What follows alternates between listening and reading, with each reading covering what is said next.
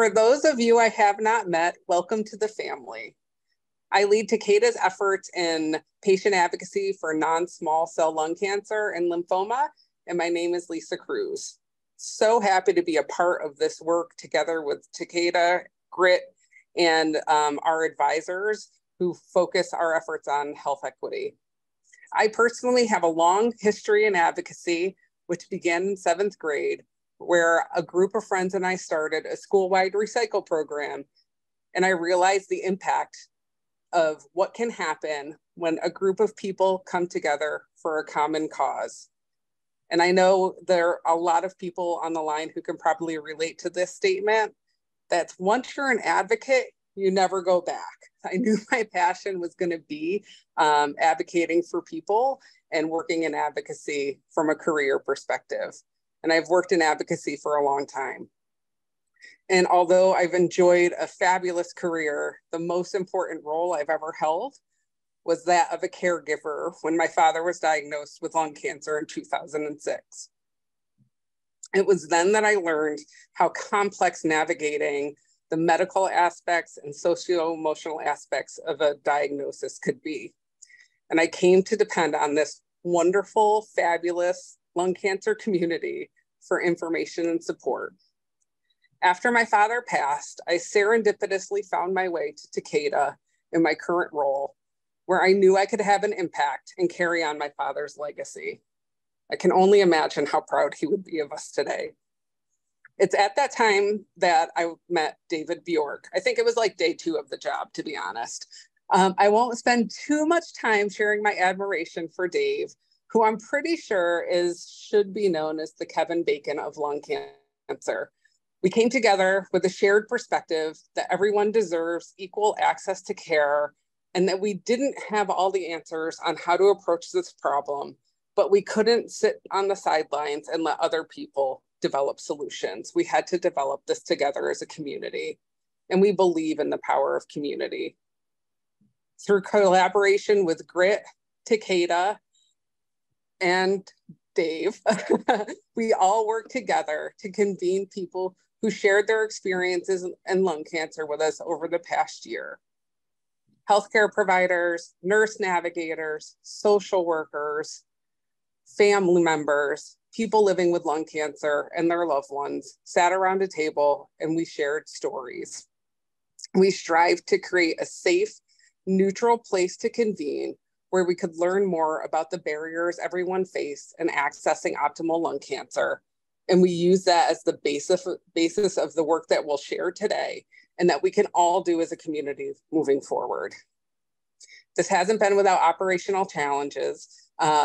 We all hold very strong beliefs around the table, but core to how we approach this work is that we wanted to ensure that everybody around the table was equally compensated, as everybody's voice is equally valuable. What have we learned? We've learned that storytelling is the cornerstone of creating community, and that as different as we are from a background perspective, we share so much in lived experiences. We've all faced challenges with healthcare communication, patient navigation, the impact that stigma has had on our families, friends, children, and communities, and that access to biomarker testing is complex and not straightforward. These are the 4 topics that will guide our conversation and our discussion today. So this project started with meaningful conversations and will continue today with the conversation that Dr. Danny Nguyen will lead as our moderator. So I will let him take it from here and introduce our panel for today. Thank you, everyone. Beautiful introduction. My name is Danny Nguyen. I'm an oncologist over at City of Hope. And I'd like to thank Gryt Health and Takeda for having me here today and organizing this discussion. It's a very important topic to me. And I think just, you know, in medical practice in general, it has been a very important topic for a long time now. And it's actually, I mean, to me, it's still surprising that it's still a big issue right now. But you know, but I'm glad that we're continuing the discussion. Hopefully we can, you know, continue to improve equity. You know, and even though I practice at a predominantly academic center, my current practice setting is actually more in the community. And, I found that understanding the background of the patient I'm treating helps me treat that patient better. And then also to help improve, their outcomes. And my current practice actually includes a large amount of Vietnamese patients. And, through treating them, I found the value of being sensitive to cultural nuances, and then allowed me to, treat those cancer patients better. And then from those lessons learned, I was able to help another aspect of my practice, which is trying to enroll patients on the clinical trials. And so to me, equity in healthcare is ensuring that everyone has access to high quality care, which includes just standard of care, clinical trials, and so forth. So this is why, I'm happy that Gryt Health and Takeda has asked me to help, join this discussion. It's very important to me. And, I want to introduce some of the other speakers as well. Andria Caton. Hi, my name is Andria Caton. I'm a nurse in the Northeast Georgia region, about an hour north of Atlanta, and we serve a more rural population. And actually the town that I work in, we're about 28% Latino. And we have a lot of barriers for people getting healthcare, mostly because of their location. And I'm involved in the lung cancer screening program, and I'm also involved in community outreach and education. Good morning. I wanted to thank Takeda and Gryt for putting this event on. I'm the Director of STEM Workforce Initiatives, and I do a lot of work here on health equity, mentorship programs, and a lot of STEM outreach and engagement. And I, have a research background in lung cancer, and I've seen how inequities and disparities impact minority and underserved communities. And as I progressed through my career, I've seen a lot of the disparities in clinical trials and sort of have been really passionate and dedicated to increase awareness and information and access for underserved communities and ensuring they can get the care that they should be entitled to. That's excellent. John Ryan? As a patient, I was diagnosed almost exactly 4 years ago, and I'm still alive because I've been treated by Dr. Danny. So thank you, doctor.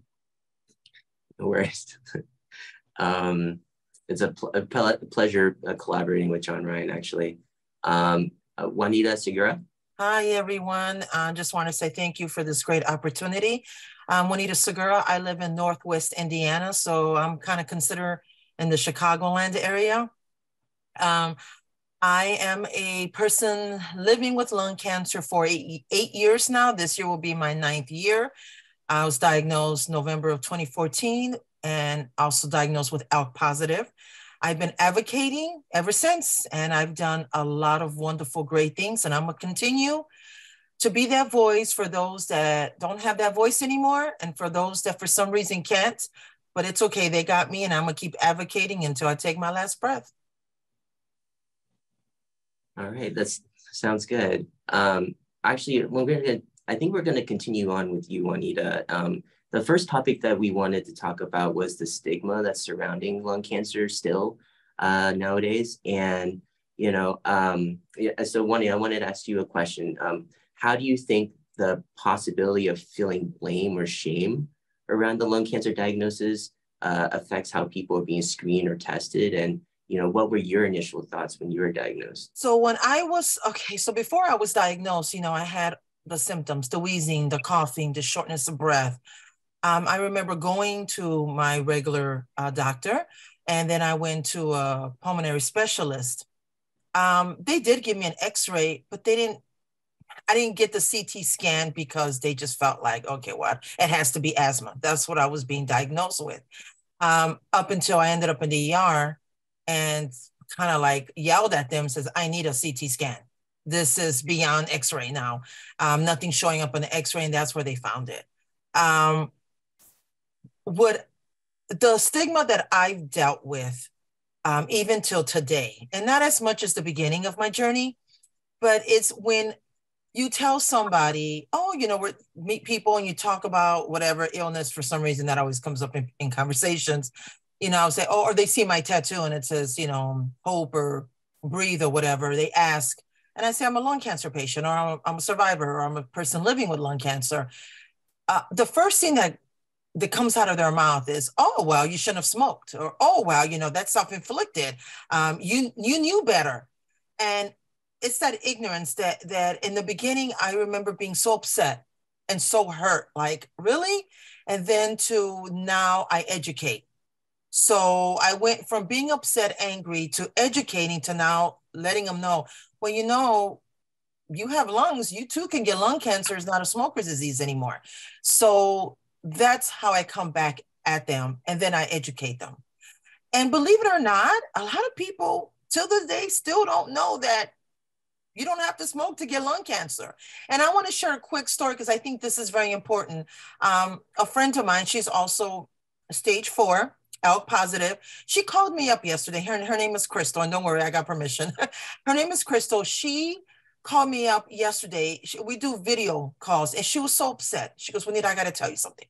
And she knows that I do a lot of this. And she knew that I was just north of Chicago doing the lung cancer roundtable discussion. And she goes, her daughter has some type of health issues, and she was with her daughter at her daughter's doctor's appointment.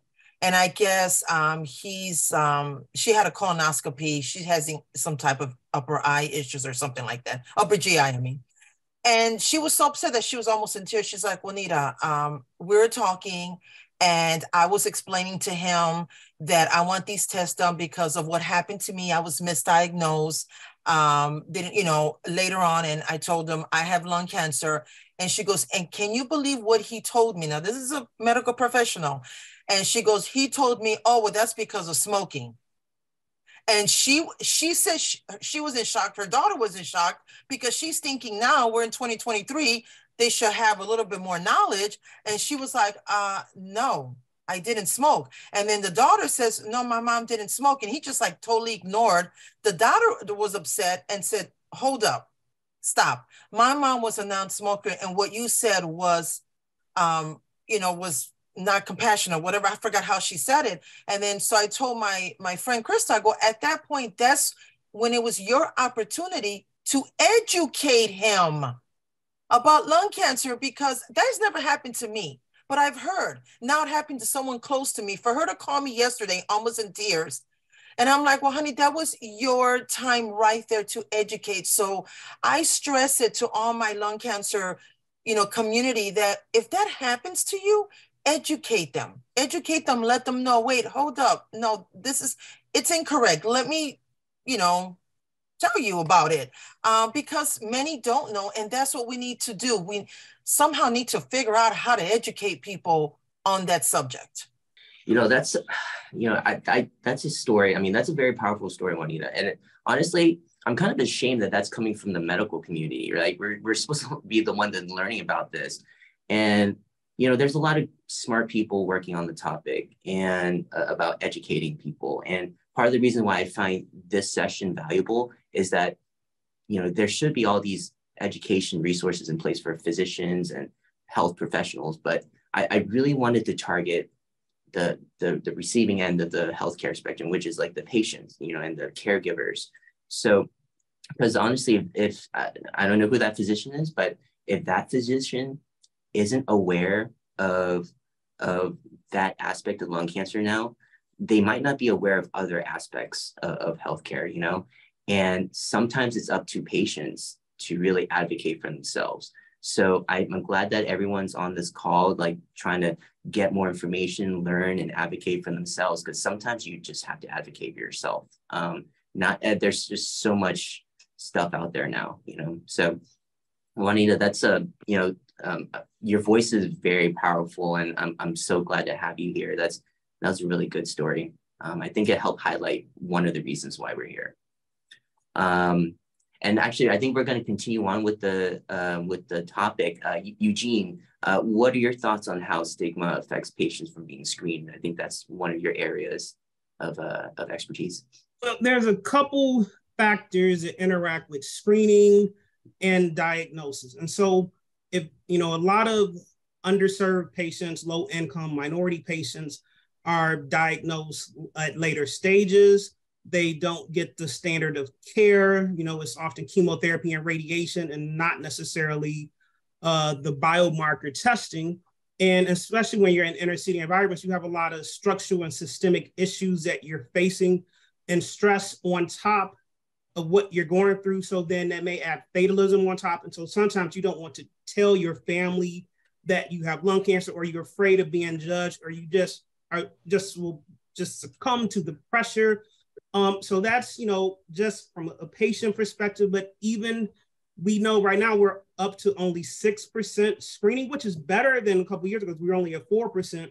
So we still need to have a lot more education for patients, nurses, primary care, surgeons, across the board, just letting them know that we do have screening. It will detect lung cancer earlier. And that, and there have been some evidence that if you do training sessions, you can then increase uptake of screening in certain facilities. Sounds good. Keep doing that work. That's so very valuable. And Angie, you're in this area in the field where you have a lot of contact with patients as well as providers. So, I think you've seen both sides of the spectrum. So what do you feel that providers can do to be more inclusive in their, approach and their language to, avoid all the stigma regarding lung cancer diagnosis, like, the addiction, or like in the case that Juanita and Eugene brought up, like where, excluding patients who do not smoke. The word we could use is to try to reduce our implicit bias. So sometimes it's things we've heard, and I love the comment that came across in the chat about the tobacco industry and about the videos that you see on TV, the commercials about smoking, and some of them are very scary, and they're not that they're not true. They're intended to frighten people, and it just kind of reinforces stigma and blame.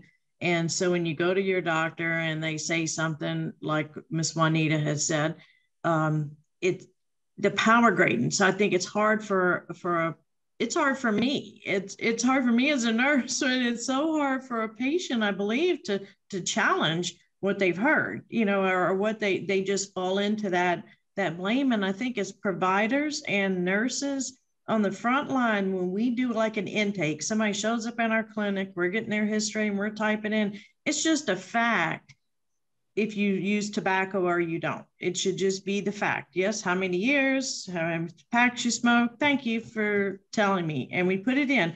And so then, then the provider can look at that and say, oh, you qualify for lung cancer screening, or, have you thought about cessation? Those are kind of things. It shouldn't be a blame. It's like a fact. Like if you take your blood pressure, there's usually not a provider that's fussing at you about why your blood pressure is high or why your heart rate's high if you go in with a high fever. It's just what it is that day. And so your tobacco history, whether you have one or not, is extremely important. And then what we need to just take that as providers is just a fact. A fact would we help to get more screenings done than Mr. Eugene said, because screenings, we don't know that people need to be screened for the heavy tobacco users unless we have an accurate tobacco history. So if you don't tell us you smoke, then the provider, like if you don't tell the nurse you smoke and then you go off into your doctor's appointment, you might not get a screening because they don't see that you're a tobacco user. So it's a lot. And I understand a lot of people don't want to admit or say sometimes how much they smoke because they feel they get that from their provider. But we really try to reinforce, and any conversations, we just refer to pack years. How many pack years? We don't say they're heavy smoker, light smoker. because nobody really wants to smoke after a certain time, and it's not a lot of choice. Once you become addicted, it is not a choice. It is an addiction, and it's just an illness or a condition, just like any other illness or condition that you present to your physician's office with. So that's what I think. I think we just need to be more, and like Miss Juanita, it's hard. I know it's hard because, again, I see our patients all the time that already feel the blame and already want to take all the burden, but it's not your fault. It's what's happened to you. It's your life circumstance, and it's a point now you this is what it is, and we've got to move on. And so again, it's used to help make clinical decisions at tobacco history, whether you smoke or not. Same thing, like if you're ALK positive or not, but when we get into biomarker testing, it's the same thing. That information is important to make clinical decisions, but it shouldn't be used to blame or stigmatize. Excellent point. And actually, I mean, it's because of this discussion that I've tried to become a little bit more aware as a provider to just make sure I'm not just implicitly or just, subtly giving off like a sense that I'm judging patients based on their smoking history. Like, you're right, it's a data point that needs to be documented because it helps us treat patients either getting screening, and if you have lung cancer, smoking, cancer caused by smoking can sometimes look different than cancer that's not created by smoking. And sometimes that has, diagnostic treatment algorithm implications. So it's a very important data point. And I think as a healthcare provider, just getting that data point is all we need. And we don't need to judge anybody once we get that data. So I think that's very important. And, and again, we're talking about lung cancer. And the main point from this discussion is that anybody can get lung cancer. Doesn't matter if you smoke or not. Again, I think the main message here is if you have lungs, you can get lung cancer. So that's one thing that you guys just got to leave here with. Okay, I think we're going to go on to our next discussion, and Angie kind of brought it up a little bit, which is biomarker testing. And, I think knowledge of biomarker testing can really empower patients and caregivers as well when it comes to treatment of lung cancer. And a lot of people are not aware that, this biomarker testing has like revolutionized how lung cancer treatment how lung cancer is treated today. And it's just opened up so many different treatment options now. We have at least 10 different biomarkers for which we have treatment for, whereas we used to just have chemotherapy. And the only way you can qualify to get some of these treatments is if you test positive for that biomarker. And when we talk about biomarker, in general, biomarkers can be considered like genes that can contribute to the growth of cancer when those genes are mutated. So, and so these drugs, if you don't have that biomarker positive, then you cannot get the treatment, or it's significantly less likely to work. And some of these treatments are only available via clinical trial because there may be new biomarkers, and and then they keep having new drugs being created nowadays. So and oftentimes getting biomarker tested for patients, they oftentimes are getting tested multiple times throughout a patient's treatment journey. So I wanted to highlight John. John, his treatment course was dramatically impacted by biomarker testing. So John, can you kind of explain a little bit more about that? So biomarker was a lifesaver for me. Without that data that was collected, there would have been no treatment available for me. And I was really happy that I had the biomarker. Right now, we're living actually in a great time for lung cancer. There's a large number of targeted therapy in the pipeline. And the only way you can get it is through biomarkers. There's two ways to get it. One is through tissue biopsy, and the other way is through liquid biopsy, which is only requires blood sample. Now, my journey to biomarker took a long time. I was untreated for 3.5 months, waiting for biomarker test result. And let me tell you, so I believe there are changes that are needed in the community hospitals on how they do biomarker testing. So let me tell you my journey. I was diagnosed with a large tumor in my lung by a pulmonologist. So I was sent out for a biopsy. And it takes about a week for the biopsy to get scheduled. And when the result came back, it went back to the pulmonologist who has to meet with me to tell me I have cancer. And then he makes an appointment for an oncologist for me. So another week goes by. When I see the oncologist, only at that time does my biomarker, does my tissue sample get sent out for biomarker testing. So we lost a couple of weeks for no reason. So it goes out for biomarker testing. And unfortunately, my hospital was using a sequencing technique called Sanger sequencing, and that takes about 3 or 4 weeks to get result. So we waited 3 or 4 weeks, and it turned out they didn't have enough sample with cancer on it.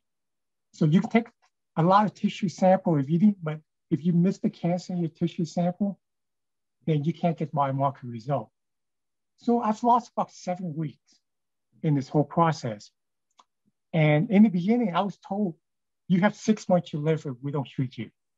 So, if you're losing 7 or 8 weeks and you had only 6 weeks, that's like half a lifetime. I was rescheduled for another biopsy. That took another 2 weeks. And after I did my biopsy, I decided, okay, I need to go out for consultation with at a comprehensive cancer center. And when I did that, they asked me to do a liquid biopsy. And I was hesitant because that's pretty redundant to my tissue biopsy, and it's costly, and it's going to be out of pocket. But I decided to do that. And that changed my life. If I had not done the liquid biopsy, I would not be here today. The liquid biopsy came back with an EGFR exon 20 mutation, and that's a treatable mutation. There was no FDA approved drug, but there was still drugs in clinical trial. The result for my second tissue biopsy came back, and again, it came back with no mutation found. So we ran through like 3 months already. And I found out the reason for that was my hospital used an old sequencing technique that did not detect my mutation. So I think in a community setting, a practice needs to be changed. Actually, 3 things that I would recommend. One is when you go in for a biopsy and the result come back as cancer, it should automatically be sent out for genetic sequencing. There's no reason for me to wait 2 weeks before I see an oncologist before that's sent out. It's going to be sent out anyway, so why not have that done by the pathologist instead of waiting for an oncologist? The second thing that I think we need to do is we need to have liquid biopsy done in parallel with a tissue biopsy. I know that costs more, but 20% of all tissue biopsy comes back as having inadequate tissue. And when that happens, you're on this long timeline now to get to treatment. And remember, if you have only 6 months sometime, or even less, before you die because you're not getting treatment, these weeks matters. And I think the third thing that the medical industry needs is to change from the Sanger sequencing to a next generation sequencing. Next generation sequencing is going to give you results in 1 week. And it also detects a lot more mutation. Now that we have all these targeted therapy available, we need to detect all of them and not choose a sequencing technique that misdiagnose some patients. And I wonder how many patients have passed because they did not get the result that they needed. So those are the things that I think needed to be done. You know, John, that's yeah, I mean, it's a pleasure taking care of you. It's a great collaboration, as I mentioned before. And then John, yeah, is he's very inspirational because, like, you know, he didn't give up on himself. You know, as you can tell, it sounded like the people that were initially taking care of him would give him a pretty bleak, you know, prognosis. And so John's case kind of helps highlight my prior point, which is one, that you, without biomarker testing, you know, you're really stuck with just traditional chemotherapy, which only works for so long. And then the second thing was when he was diagnosed, there wasn't really any FDA-approved treatments at that time, but there were several ongoing clinical trials testing treatments that were targeting that specific mutation. And then now we have 2 drugs on the market now, 2 or 3 years after he was diagnosed, with more on the way. So we can't highlight as how important it is for patients and caregivers to understand biomarker testing is very important. It just helps open up other treatment options. So, you know, and again, thanks, John, for sharing your story. You know, you're living with lung cancer as well, and you tested positive for a specific biomarker. Like, what's your experience with dealing with that, as well as, you know, how was this information relayed to you? Or, you know, I think you also had to advocate for yourself as well to get testing done. So really quick, when I was first diagnosed, it was kind of hard for me to research anything because my mind was somewhere else. So my husband did pretty much all the research, and he found a lot of stuff. Like, he learned the different types of gene mutations, and he's the one that found biomarker testing. So when I first went to a cancer facility, there he brought up the biomarker. They were already aware of the biomarker testing, and they said, yes, we're going to do that. We're going to do a bronchoscopy and get some samples. But they had such a hard time getting samples. You know, I don't know how many bronchoscopies, but this was back in 2014. So, but I'm not exaggerating, guys. It was more than 10. Yes, that's for sure. I just don't know if it was 13, if it was 12, if it was 14. And finally, they got enough to send it out to the pathologist to come back to see if I had a gene mutation. It took 6 weeks. Now, this is back in 2014, but I'm hearing now that in some places, it's still taking quite a bit of time. Maybe it's the ignorance in me. I don't understand why. Maybe there's a procedure or steps that takes that long, but it shouldn't. It shouldn't take that long, especially if you're like at a teaching hospital or academic hospital. They should have those results within a week. And I think some do. I can't speak for all. I know where I go, they do. But again, it's, my husband shouldn't have, well, when we went to this facility, I'm happy that they knew about it. But when I've heard stories from others that went to other facilities, it shouldn't have been, how can I say it? Yes, it's good to advocate. I mean, it's good to do our own research, to do our homework, but it shouldn't be. If you're going to somewhere like a cancer facility, they should know this already, and they still don't. That's what I'm getting at. And I'm still hearing it today in 2023. And I still talk to newly diagnosed lung cancer patient, and no one told them about biomarker testing. And again, we're in 2023, and these are people that are going to good places that I heard of, and they're not bringing that up. I'm still like confused, like what's going on here? Like it shouldn't, like John said, it shouldn't be that way. It should just, okay, boom, you're diagnosed with lung cancer. All right, let's go. Next step, biomarker testing. It shouldn't have to be, I went and did research, or Juanita or John told me, so now I'm going to my oncologist and saying, hey, I was told by someone else that we need to, it shouldn't be that way. I guess that's where I'm trying to get. It shouldn't be that way. We should have a system in place. I agree, Juanita. That's, yeah. I mean, I think again, your story helps highlight a lot of gaps in the medical system back then, and still even now, it sounds like, you know. So again, your perspective is very much appreciated. And I think I want to hear from Eugene. He's coming from a kind of like an academic background. You know, can you speak to some of the resources that are available for patients and caregivers, and kind of like what's the difference between like the community setting versus academic resources? So generally, major academic centers and teaching hospitals have much greater resources, much larger staff, also have the capabilities to do and run the clinical trials. And many trials are run out of these centers. However, the community setting is where a lot of the lower income marginalized patients receive their care. And so in these settings, they don't often get all the biomarker testing. They don't know all of the current therapies. They don't get offered trials. They don't know about trials. And often, I mean, if you're in the wrong facility, you might only get offered radiation and chemotherapy, which, as we know now, you know, when I started my PhD, we had no biomarkers. And now last 15, 20 years, we have like 10 different biomarkers.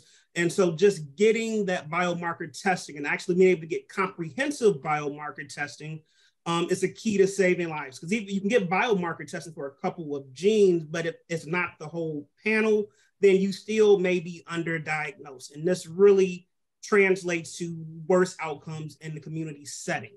And I just wanted to briefly touch that, we see a lot of people saying, people have to stop smoking.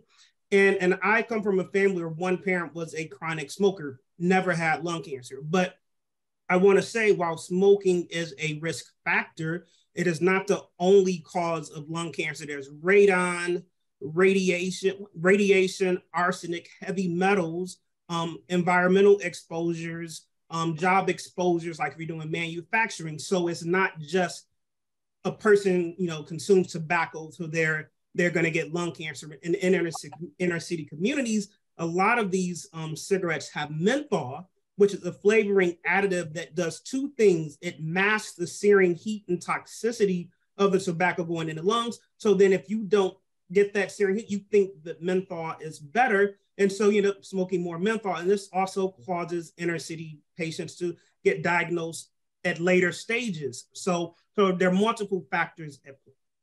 So really just increasing awareness about screening, trials, resources, and if we can get better coordination with the major centers in the community settings, we could increase outcomes for all patients. Great points, Eugene. And actually, you do bring up a good point about academic versus community setting. I think one of the biggest resources that academics have advantage of is the access to clinical trials. So, for all the patients here, it's not ever wrong to ask for an opinion at an academic center just to see what's available. And sometimes multiple academic centers, like different academic centers, have different offerings when it comes to clinical trials too. And actually, to Eugene's point about that, as a person who predominantly practices in the community, I try to close that gap with bringing some clinical trials to the community setting, so patients don't have to go as far, and they're more familiar in a more familiar surrounding. So I know this is more focused on patients, but if there's any healthcare providers listening, I think that's one thing that they can do to help bridge that equity gap. It's just help participate in clinical trials in the community setting. So actually, I think quickly on to our next point, which kind of does bridge the biomarker information gap to just how this information is conveyed and communicated. And trying to build a foundation of trust with this information. Juanita, where did you seek all the support and information for yourself during your cancer journey? I know you mentioned that your husband was a big influence for you and a big support system for you. So yes, like I stated earlier, oh God, guys, when I was diagnosed, I was a basket case. I had every emotional feeling under the sun. It was so hard for me to understand what I was just told. It was horrible in the beginning. So like I said, my husband did all the homework, and my sister helped out as well. He did most of the homework, and along the way, so I went where I was diagnosed here at a local community hospital. And then from there, I went to a cancer center, which was in Illinois. And then from there, I went to where I'm at now, which is a teaching or academic, medical center in Chicago. So, but during that time, my husband is the one that he would tell me, because Juanita, I found this, Juanita, I found that. And I was hearing him. I heard him, but I wasn't, how can I say it? The information wasn't, I wasn't grabbing it. Like, okay. That's all I kept telling him. Until after my chemo, after my radiation, after I found out I was ALK positive, after all that, after I was told there is a good chance for you to make it, I think that's when I snapped out of it. And my husband told me, you are the one living with lung cancer, not me. I am your caregiver.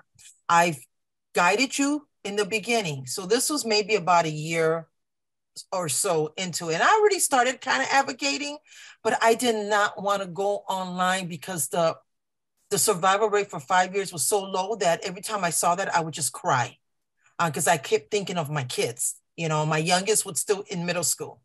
And I kept thinking my mom's going to bury another child. So I didn't want to do that. But my husband told me, Juanita, you have to snap out of it. You have to catch a grip. He goes, you need to educate yourself and you need to advocate for yourself. You're living with this and not me. I understand it's scary. He goes, but you have a good chance and you're a fighter. So do what you do best. And that's when I snapped out of it. And that's when I just said, okay, whatever happens, happens. I'm still here. There is a reason. And I'm going to be that voice, like I said earlier, for everyone that doesn't have the voice anymore or doesn't want to come forward or whatever because of the stigma. I'm going to be that person. And I'm not going to be ashamed about it. And I'm going to fight and give it my 1000%. And then once I built that confidence in me, then I said, okay, now it's my people, my Latino community, my Spanish-speaking people that are afraid that, our customs and tradition is a little bit different from everyone else. They're more, when it comes to being sick, they're more private. They don't want to tell people. And it's not only lung cancer. I know a friend of mine who's a little bit older than me that she has breast cancer. So it's so that's what I do now. Your perspective is always very valuable, Juanita. And John, what were your where did you help go to for information and seek support? When I was first diagnosed, I knew nothing about lung cancer, but I knew that you had to get yourself knowledgeable and come up to speed fast. I went on the internet and eventually I found Facebook actually turned out to be extremely valuable. Now, you can get a lot of bad data from Facebook, but there are Facebook groups that are dedicated to a specific type of lung cancer, like there are exon 20 Facebook group. And going to those groups, you meet people who are either advocating for themselves or they're advocating for their loved ones. And these are the type of people that are looking for solutions. They're not there to complain. They look, and they're being treated by some of the best oncologists in the world. So you're meeting with people who are sharing different experiences and different treatment they're getting. And you can kind of see what's good and what's bad out there. And I found my exon 20 group was being supported by the International Cancer Advocacy Network. And they provide navigation service. So there's a Marsha Horn who runs the group. And she just knows all the oncologists and pharmaceutical that's in that particular lung cancer space. So she can direct people to help that's close by them.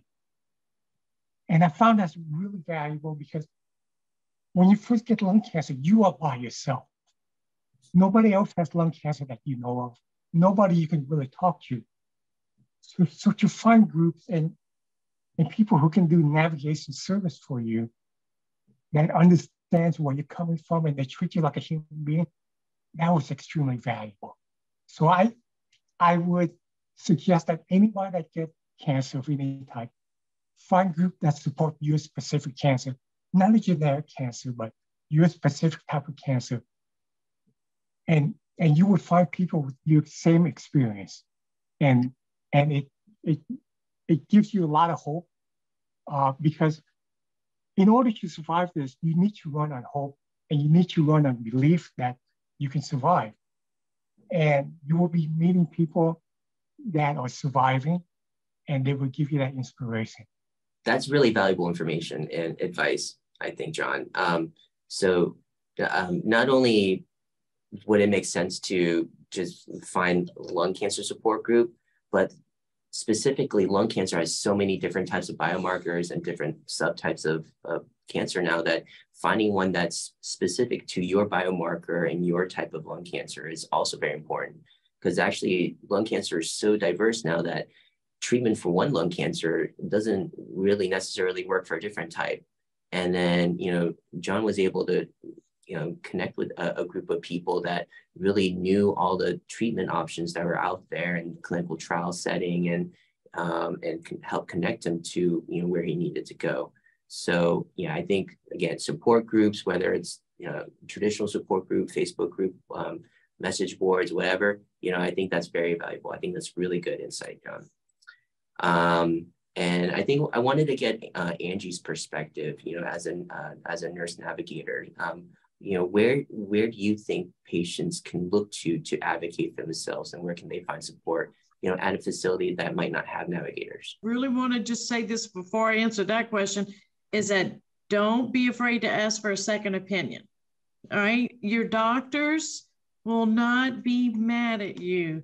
You will not hurt their feelings. And that is a misperception. I hear that all the time. It's like, oh, well, I don't want to hurt. I believe in this doctor. And if you need a second opinion, you get a second opinion. All right. So with that said, I just want to make sure that people know that their doctors aren't going to fire them, get mad, not treat them, if they seek a second opinion.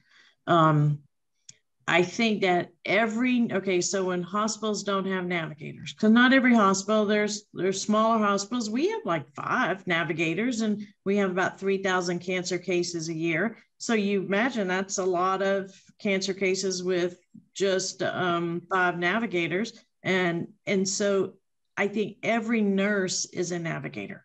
Every nurses love you. And that's what comes from my heart as a nurse. Nurses love their patients, and we would do anything for you, and we want to help you. So if you have a need, you ask any nurse that is caring for you, and they will help you find resources. Also, looking toward resources, the Oncology Nursing Society has lots, and if you are a provider, nurse, or physician even, the Oncology Nursing Society has great patient-facing materials. I recently came across a patient, 56, just diagnosed with lung cancer. I had sent them a message, and as soon as I'd sent them a message, the wife calls me like instantly on my phone. As soon as I typed in my contact information, she called me, and she was like, she goes, nobody's telling us anything.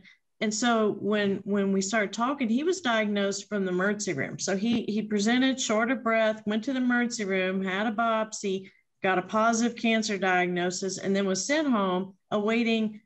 They knew he had cancer, but was awaiting the oncology appointment. But when you talk about that NGS testing, well, that was sent off, but they were just thinking that that time was just wasting and wasting. I said, well, 10 days typically, and that the oncologist, but I sent them a sheet from the Oncology Nursing Society that had what they should ask, some questions they should ask about biomarker testing, even though they had already had it sent. The testing had already been sent. And then when they got the result back, I sent them some more information about being ALK positive, because they felt alone too. And so I think for them, I was just kind of randomly they fell to me. And as a nurse, I directed them to different resources, and also invited them to the support group, because she says, I feel alone because, my husband's 56, he's never smoked. And now he's got stage 4 lung cancer, because they diagnosed him in his brain. That's how they found his cancer and his lung cancer in his brain. So they were already worried that this was like the end of the road. And then when they got the ALK positive test back, it fueled some hope for them. And anyway, so I think that just asking a nurse, and nurses will find information too. It doesn't have to be an official navigator, which you all wish you had, an official nurse navigator, but any nurse can find you that information. And that's a message of hope. And then trusted websites, on cancer.org, cancer.gov. There are a lot of trusted, and Mr. John mentioned some, LUNGevity. There's lots of trusted websites out there that can give you really good information. Thank you, Angie, and also Eugene for sharing your perspective on what resources are available for patients and caregivers, and also thank you, Juanita and John, for sharing your perspective from the patient side of everything.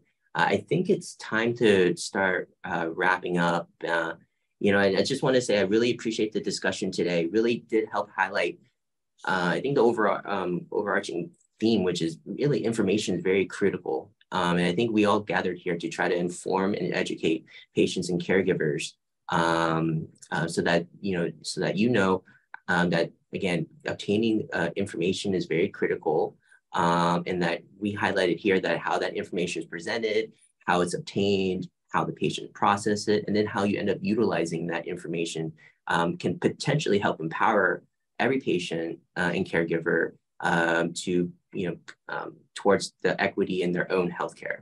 So I think that's kind of like what I gathered from this discussion. Every patient caregiver can empower themselves. Just go out there and get yourself educated, get those second opinions, get that biomarker testing. I wanted there was a question and answer session. I forgot. I just saw now about why don't providers do both liquid and tissue biopsy or liquid first, but actually a lot of people are doing both concurrently. So setting off both tissue and liquid at the same time.